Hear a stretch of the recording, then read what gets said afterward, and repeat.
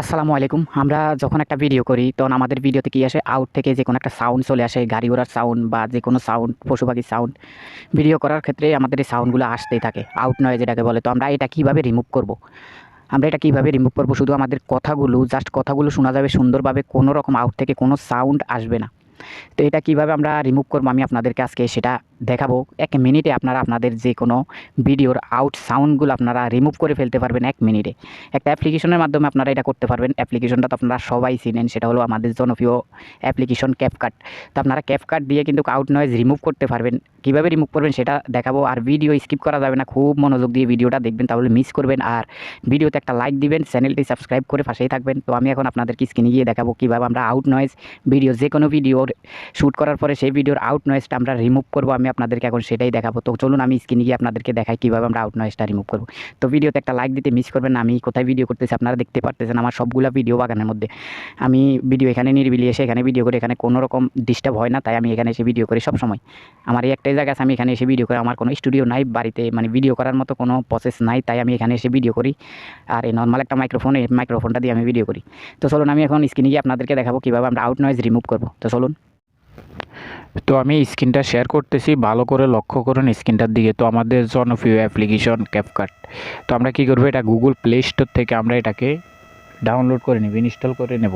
Google play store থেকে install করে এটাকে আমরা কী করবো, ওপেন করব।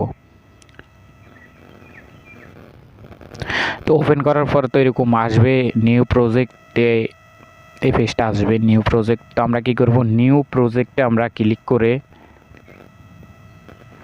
আমরা যে কোনো একটা ভিডিও আমরা এখানে সিলেক্ট করব। যে কোনো একটা ভিডিও সিলেক্ট করে আমি আপনাদেরকে আউট নয়েজ রিমুভ করা আজকে আমি আপনাদেরকে দেখাবো কীভাবে আমরা আউট নয়েজটা রিমুভ করব।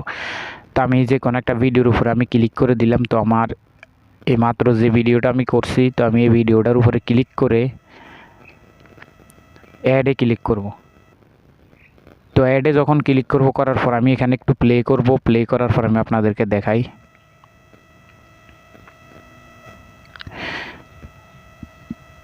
তারপর আমরা কি করব, ভিডিও লেয়ারের উপর আমরা ক্লিক করব। লেয়ারের উপরে ক্লিক করার পর আমরা কি করব, একটু সামনের দিকে চলে আসবো, একটু সামনের দিকে। আপনাদেরকেও আমি আরও একদিন একটা এডিট করে দেখাইছি, সেটা হলো এটা কাট আউট, এখান থেকে ব্যাকগ্রাউন্ড রিমুভ করা যায়। এটা তো আপনারা জানেনই, আমি একটা ভিডিও আপলোড দিয়েছি ব্যাকগ্রাউন্ড কীভাবে রিমুভ করবেন গ্রিন স্ক্রিন ছাড়া। তো সেই ভিডিওটা যদি কারো প্রয়োজন হয় দেখে নেবেন। তো আমরা একটু সামনে চলে যাব, সামনে। তো সামনে আসার পর আপনারা একটু এখানে খেয়াল করলে দেখবেন এখানে লেখা আছে রিটাক্স নয়েজ এখানে লেখা আছে। আমরা যদি এখানে ক্লিক করে দিই, ক্লিক করার পরে শুধুমাত্র আমরা কী করব, এখানে এটাকে এনেবেল করে দেব। এনেবেল করে দিলে আমাদের আউটের যে নয়েজটা আছে সেই নয়েজটা অটোমেটিক রিমুভ হয়ে যাবে।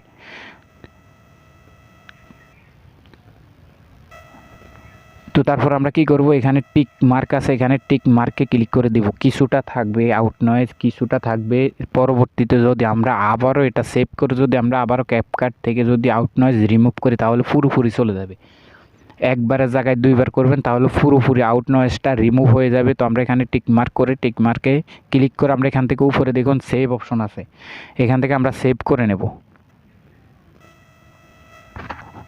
উপরে সেভ অপশনটা এখানে আছে, আপনারা এখানে ক্লিক করে এখান থেকে সেভ করে নিয়ে নেবেন।